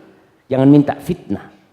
Minta senantiasa diberi keselamatan oleh Allah dari fitnah-fitnah yang ada. Dan antum yang hijrah berusaha untuk membuat komunitas yang baru bersama orang-orang yang soleh, yang selalu mendoakan, insya Allah. Mudah-mudahan iman kau lagi turun, ada sohibnya, ada yang narikin dia. Tapi kalau antum nggak punya teman, ketika imannya lagi turun, jangan sendirian di kamar. Jangan sendirian di kamar. Kau keluar. Kau cari sohib di masjid. Agar setannya tidak gerombolan menemani engkau nanti di situ. Hadza wallahu a'lam bissawab. Barakallahu.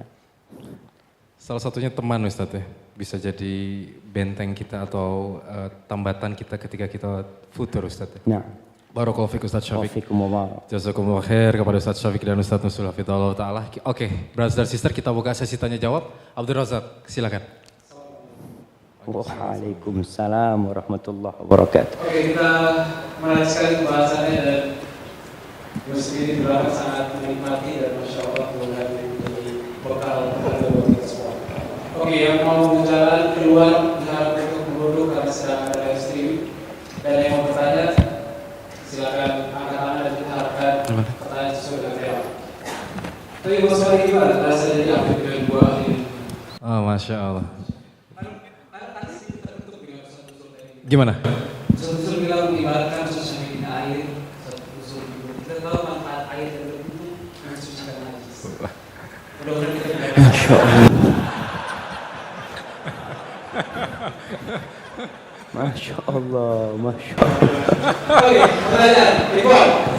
Satu pertanyaan atau mungkin dua atau tiga pertanyaan kita akan Silakan. Yang di tengah, silakan. Mikrofonnya di sini. Silakan. Silakan. Nama dan asal. Ada yang penting nggak? Sesuai dengan itu. Assalamualaikum warahmatullahi wabarakatuh. Waalaikumsalam. Dengan siapa? Wabarakatuh. Perkenalkan, nama saya Dennis Fauzan, asal dari Kuwait. Siapa? Dennis Fauzan. Fauzan dari Pluit. Silakan Fauzan. Ustaz, saya mau nanya, saya pernah Ustadz siapa? Siapa aja? Yang boleh. Masya Allah, dua-duanya Ustaz. Satu. Ustaz nuzul aja. Nah. Anak-anak ana yang milih. Silahkan lanjutkan salam. Silakan Fauzan. tentang, saya pernah dengar hadis kalau dia sholat malam rajin, dia ibadahnya rajin, wajib rajin, semuanya semua diamalkan, tapi pas dia di hari kiamat itu amalannya itu gugur seperti itu karena dia sendirian itu melakukan dosa itu. Bagaimana? Saya masih ngomong.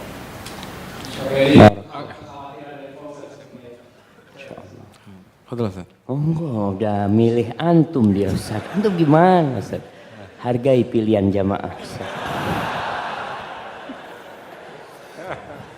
Ya, terima kasih Fauzan. Ada hadiah untuk Fauzan ya? Ada. Oke, bisa diberikan kepada Fauzan.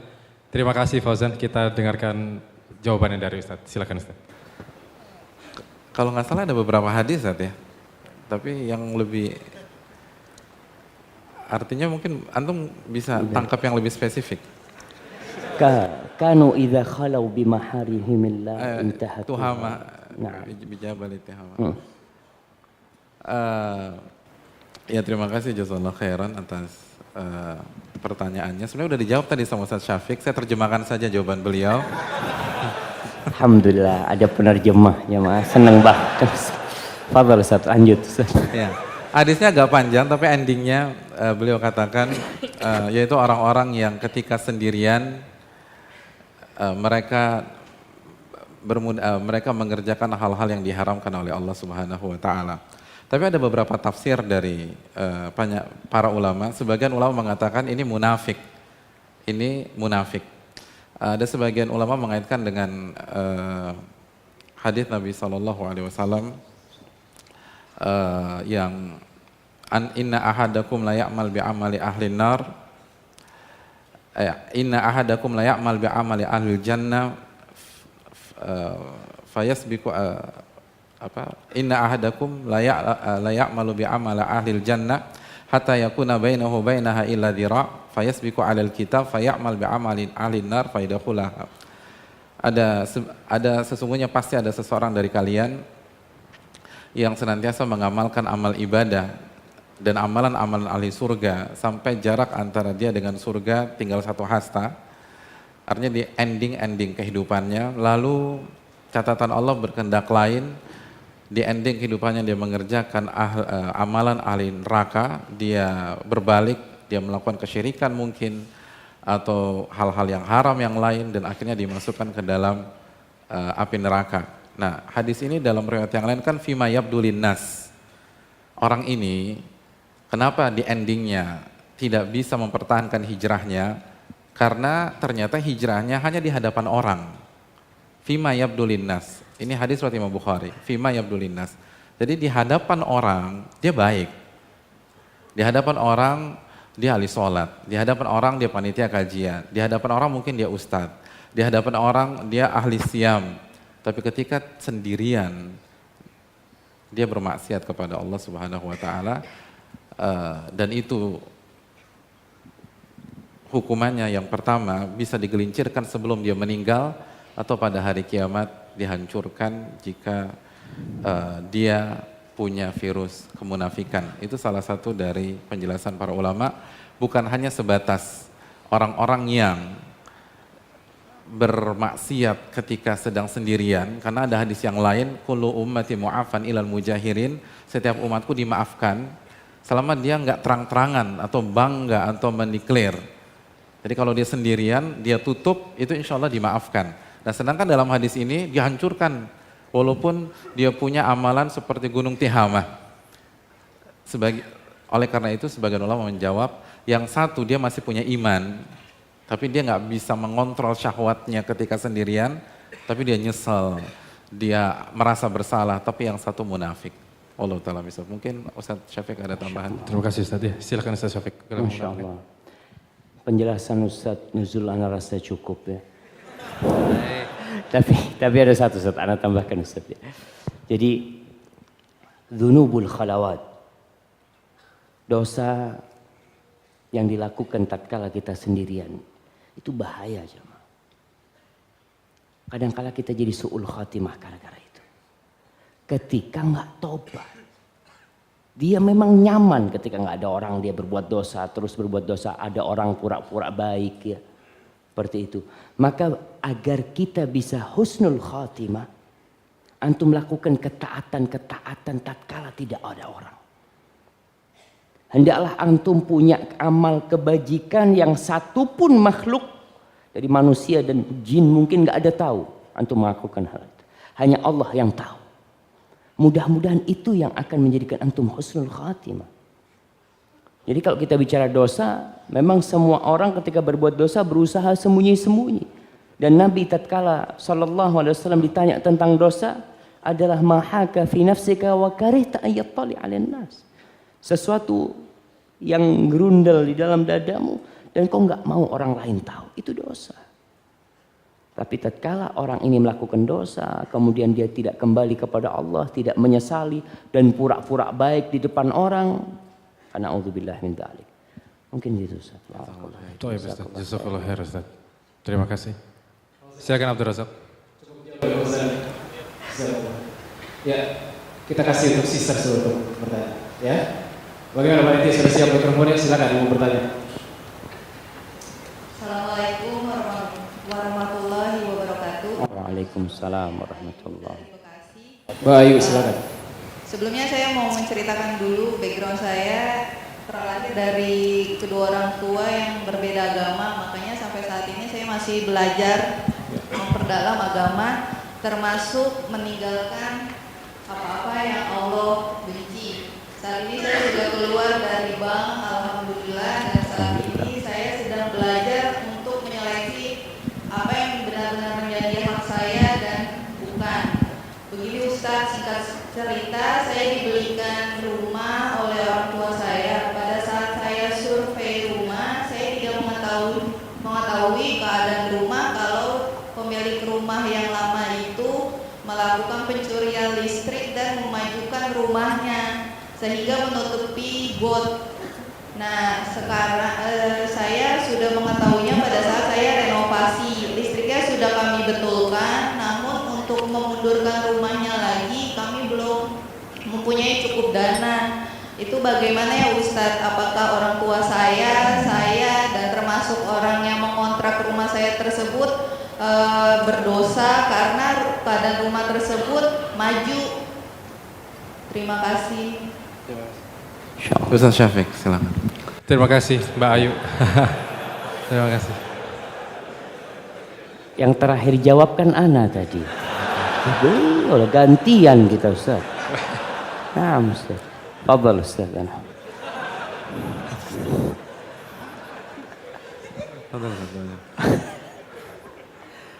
Saya jamaah. Ana 20%, beliau 80% insyaallah. Saya berkaitan dengan ini banyak terjadi di masyarakat ya. Kembali masalahnya tidak tahu mana dosa dan mana yang tidak dosa. Sebagian orang itu tinggal di tanahnya orang. Dan di antara yang dilaknat oleh Allah Jalla Jalaluh adalah man ghayyara manar al-ard, yang memindah patok batas tanah itu dilaknatkan oleh Rasulullah SAW ketika dia pindah. Tapi sekarang kondisinya ibu nggak tahu. Itu dulu yang memindah adalah pemilik rumah yang pertama. Sekarang bagaimana solusinya? Dia memundurkan tidak bisa. Tinggal dilihat itu milik siapa. Kalau milik bersama, artinya kalau itu di kompleks umpamanya ada pengelolanya, maka di sini dia datang, ana minta maaf, ana tahu ana salah, rumah ini salah, tapi insya Allah kalau ana punya rezeki, ana akan langsung mundurkan. Dan semoga dengan cara seperti itu Allah memaklumi itu. Dan untuk lebih lengkapnya Ustaz Nuzul. Ustaz, 20% tadi Ustaz. Terima kasih Ustaz atas 20% ya. Masya Allah. Fadal Ustaz. Ya, sedikit saja, terima kasih jazakallahu khairan. Yang pertama, wala taziratu waziratu wizra ukhra. Allah berfirman dalam surat Fatir ayat 18, seseorang tidak menanggung dosa orang lain. Yang merubah patok tadi adalah pemilik pertama, maka dia yang tanggung dosanya. Tapi bukan berarti kita bersih dari masalah, sebagaimana dikatakan Ustaz Syafiq hafizahullah ta'ala. Mungkin kita punya masalah, kurang teliti, kurang baca mapnya atau luas tanah dan lain sebagainya. Nah itu yang harus diperbaiki. Dan selebihnya apa yang dikatakan beliau, kalau memang itu milik bersama, maka minta dihalalkan dan minta diselesaikan. Dan kalau ternyata tidak boleh, maka ada dua kemungkinan, apakah dia mampu atau tidak. Kalau dia mampu hendaknya dia perbaiki, kalau enggak la yukallifullahu nafsan illa usaha. Pada detik itu artinya pada saat itu dia tidak berdosa karena dia tidak mampu, tetapi dia harus berazam kalau sudah terkumpul uang dia akan perbaiki dan renovasi, mungkin itu. Masya Allah, jazakallah khair Ustaz. Masya Allah. Masya Allah. Nah. Jazakumullah khair Ustaz Syafiq dan Ustaz Nuzul. Ini nikmat dari Allah ketika kita bertanya ada dua ahli ilmu. Masya Allah. Itu tadi jawabannya Mbak Ayu, dan semoga Allah Subhanahu Wa Taala memudahkan nanti untuk merenovasi ya jika punya dana. Silakan. Silakan yang mau di belakang, yang baju putih. Tadi udah angkat tangan sini, sampai ke mikrofonnya, jauhan. Yang mana? Silakan. Cepat. Ya.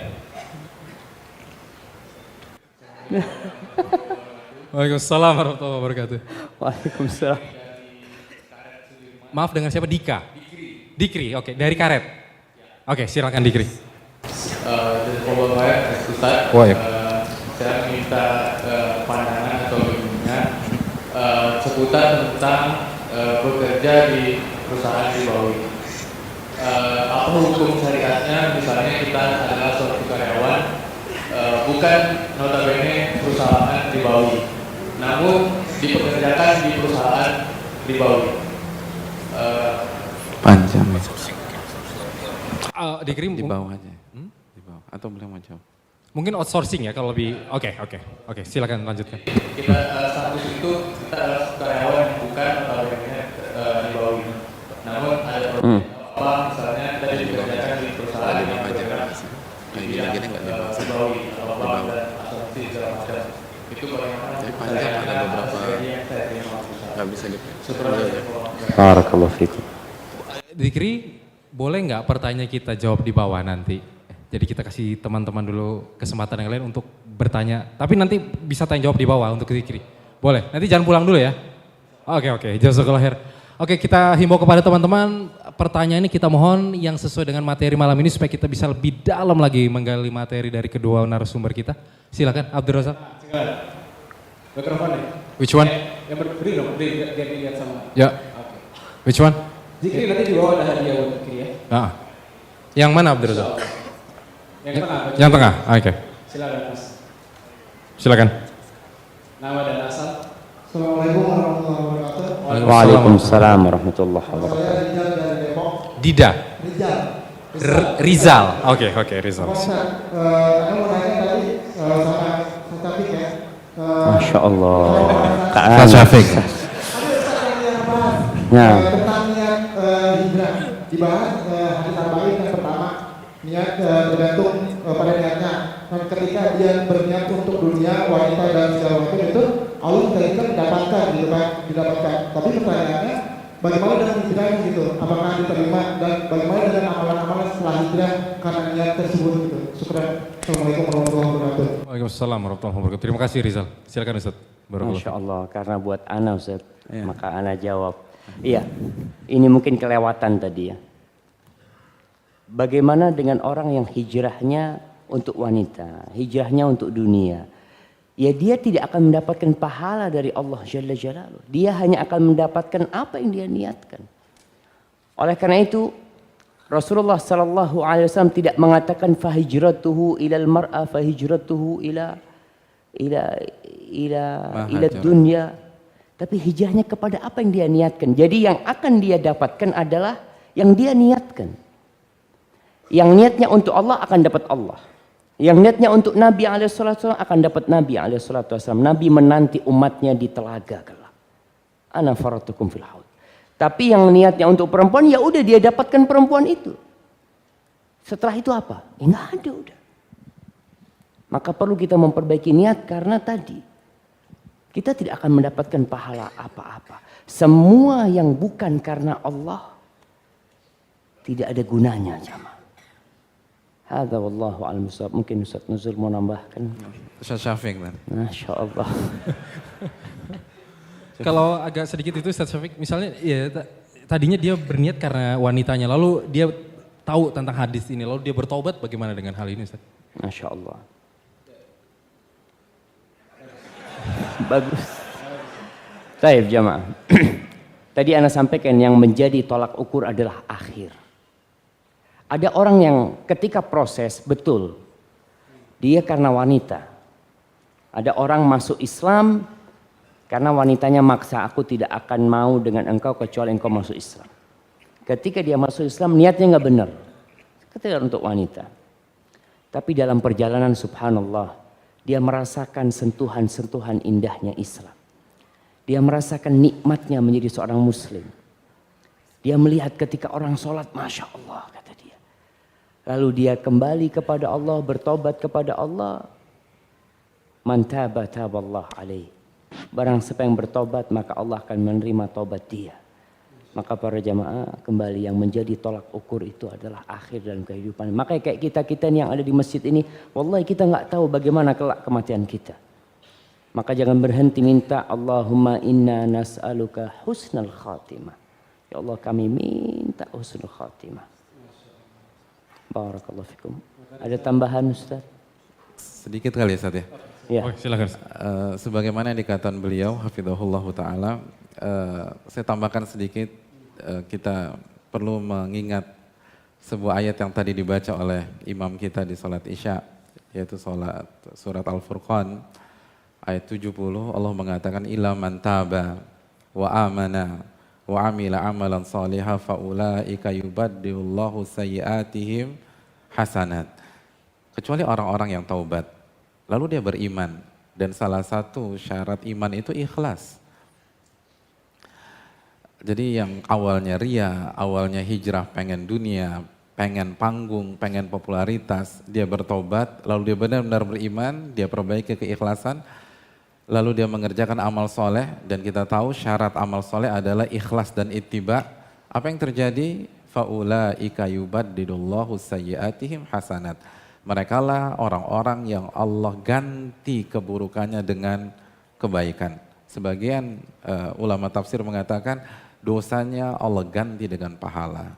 Jadi bukan hanya Allah hapuskan, tapi Allah ganti dengan pahala. Allah Ta'ala mungkin itu. Barakallahu fikum Ustaz. Barakallahu fiik, jazakallahu khair. Baik, kita ada satu pertanyaan terakhir untuk Oke, sisters. Satu pertanyaan terakhir.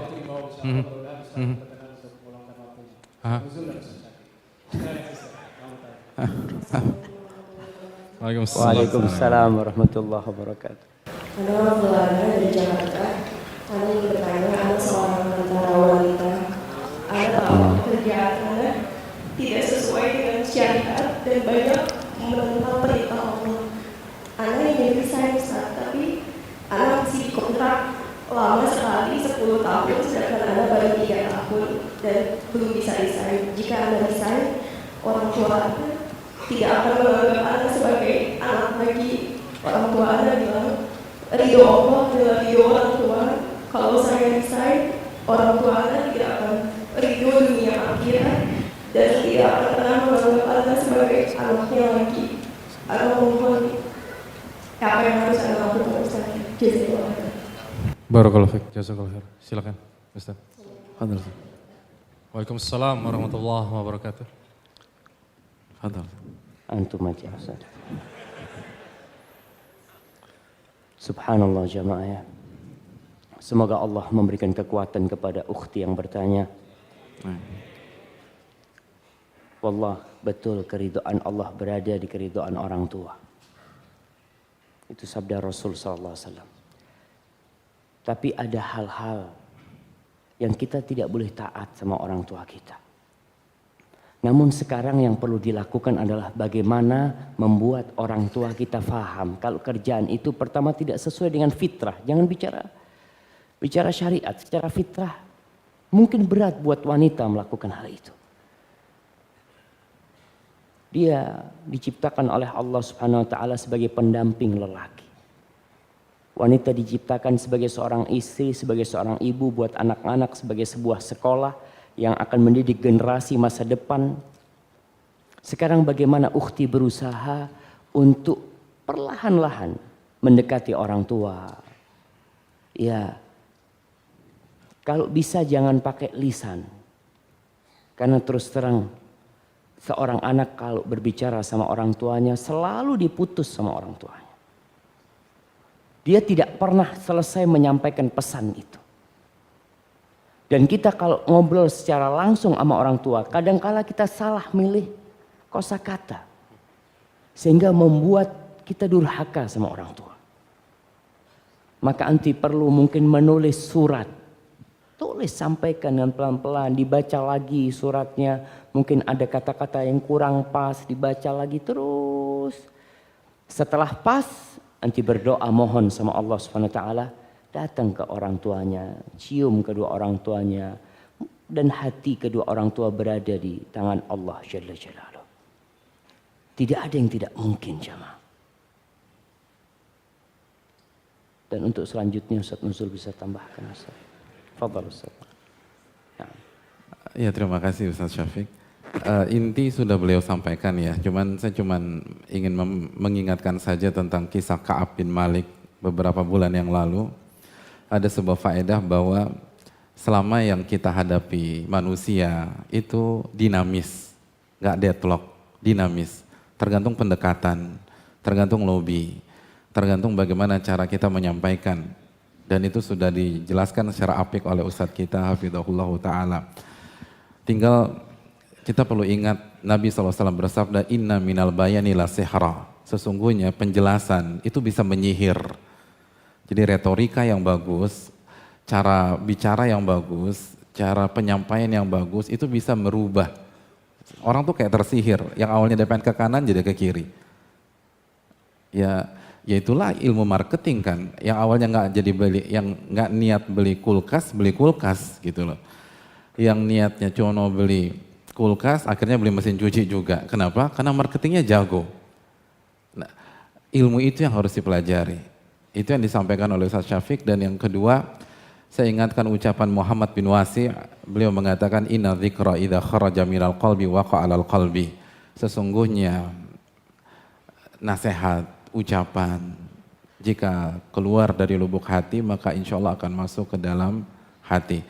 Maka ketika anti mengikuti saran beliau menulis surat, pastikan ketika kita menggoreskan pena kita rangkai kata demi kata, itu keluar dari lubuk hati kita yang paling dalam.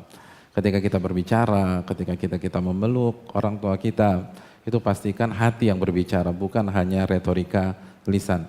Dan sebagaimana kata beliau, inna quluba bani Adam baina isbi'aini min asabi rahman yuqallibu kaifa sya'. Sesungguhnya hati manusia ada di antara dua jemari Allah. Allah bolak-balikan sesuai dengan apa yang Allah kehendaki. Selama yang kita hadapi manusia, hati itu sangat mudah berbolak-balik. Dan ulama kita mengatakan sumiyal qalbu qalban litaqallubi. Hati itu dinamakan atau organ itu dinamakan qalbu itu karena labil, mudah berbolak-balik, dinamis. Jadi nggak ada yang deadlock, tinggal bagaimana pendekatan, bagaimana pembicaraan, dan terakhir ingat surat Al-Isra ayat 53 ya. Wa qul ibadi yaqulu lati ahsan. Wahai hamba-hambaku kalau bicara gunakan bahasa yang terbaik. Gunakan bahasa yang terbaik. Mungkin itu dari saya. Terima kasih. Terima kasih Ustaz, jazakallahu khair. Semoga Allah mudahkan kepada Mbak yang bertanya tadi dan Allah tolong di setiap urusannya. Dan itulah tadi pertanyaan kita terakhir untuk di atas di ruang utama masjid ini. Insya Allah kita akan sambung di area bazar. Untuk itu sebelum kita tutup kita dengarkan kesimpulan dari Ustaz Syafiq. Ustaz Syafiq. Bukan, yang nyimpulkan itu pembawa acara. Gimana kita udah capek ngomong lagi. Betul. Sah. Dari tadi ngapain nggak nyatet?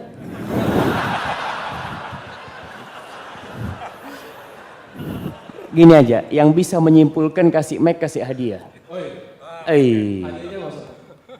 Kan banyak bukunya. Ya, fadal Ustaz. Ada yang tunjuk tangan tadi kalau nggak salah. Ya bisa? Ada yang udah tunjuk tangan. Silakan. Ustaz, Rabu depan bisa di sini lagi Ustaz? Insyaallah. Bisa di sini nanti yang silakan. Allah janjikan kepada orang yang berijab akan mendapatkan solusi yang sangat banyak dan seluruh kelapangan seperti lapangnya rezeki, iman, beribadah, bertakwa dan dalam membangun rumah tangga. Dan hidupnya akan diberkahi Allah. Hijrah secara etimologi artinya meninggalkan, yaitu meninggalkan apa yang Allah benci dan menyukai apa yang Allah sukai. Hijrah terbagi dua, yaitu hijrah secara fisik, di mana di saat kita mampu menampakkan penampilan kita, tapi kita tidak menampakkan penampilan kita. Yang kedua yaitu hijrah secara hati, yaitu bertawakal dan berharap serta takut kepada Allah. Cara istiqomah dalam berhijrah dan berlayar dalam muaranya hijrah, yaitu menuntut ilmu dengan belajar. Yang kedua jujur, karena apabila kita jujur dengan Allah, maka Allah akan mewujudkan cita-cita kita. Yang ketiga perbaiki niat. Yang keempat sering mengingat kematian, pemutus kenikmatan. Yang kelima berdoa dengan rasa takut, meminta kepada Allah Azza wa Jalla agar ditetapkan hati ini atas agama Allah. Masya Allah. Kif Ustaz. Keren, Masya Allah. Keren. Barakallahu fikum. Ya kasih. Masya Allah, kasih 3. Masya Allah, barakallahu fikum, jazakallah khair. Tapi terakhir, Ustaz, boleh Ustaz? Boleh, 3 boleh. Iya jamaah.